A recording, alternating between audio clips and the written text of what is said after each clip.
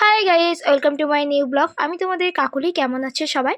তো আজকে যাচ্ছি আমরা ঠ্যাঙ্গাপাড়াতে চড়ক মেলা দেখতে।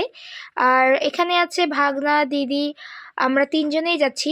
আমার ভাগনার খুব দেখার শখ ছিল, এর আগের দিন হাজরা হয়েছিল, তো সেই হাজরাটা দেখার খুব শখ ছিল, তার জন্য কিন্তু দিদি আর ভাগনা মিলে চলে আসছে এখানে। তো আজকে মেলা, তাই দিদি ভাগনাকে নিয়ে দুজনকে নিয়ে যাচ্ছি আমরা। আর কথা বলতে বলতে কিন্তু আমরা চলে এসেছি এই মেলাতে। এই দেখো, আর এতটা ভিড় হয়, তবে একটু সকাল সকালে আমরা এসেছি, কিন্তু তাও একটা গাছ ঘোরানো হয়ে গেছে। সকাল সকাল বলতেও একটা গাছ ঘোরানো হয়ে গেছে, আর আছে হয়তো 3-4টা। তো ওই 3টা বা 4টা গাছ ঘোরানো দেখব। আর এখানে দেখো কতটা ভিড়। আমাদের এই ঠ্যাঙ্গাপাড়া মেলাতে সত্যি অনেকটাই ভিড় হয়। তো যাই হোক, চলো মেলার ভিতরে যাওয়া যাক এখন।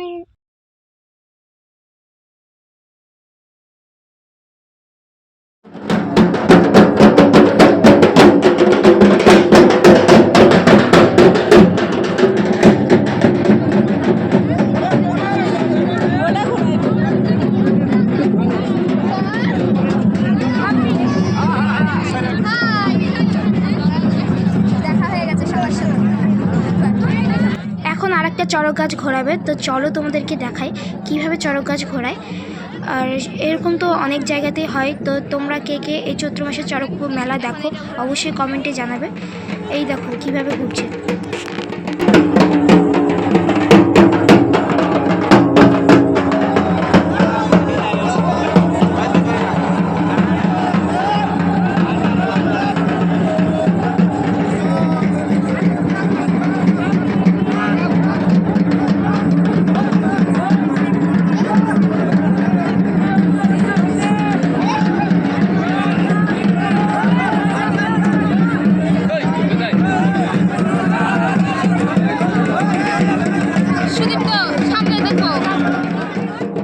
দেখো গাইস, কিভাবে লোকটাকে নামানো হচ্ছে, এটা দেখে না সত্যি খুব খারাপ লাগে। আর খারাপ লাগে এবং ভয়ও লাগে।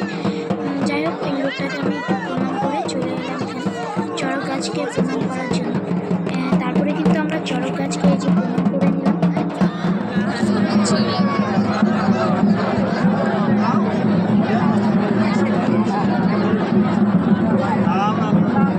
এখানে নাচ হচ্ছে।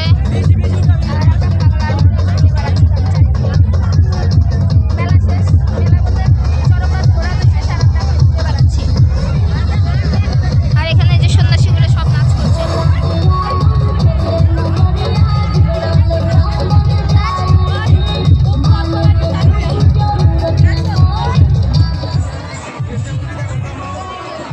রাস্তার উপর থেকে তোমাদের এই মেলাটা দেখাচ্ছি, কতটা সুন্দর লাগছে তাই না? তারপরে কিন্তু এই মেলার ভিতরে ঢুকে গেছি।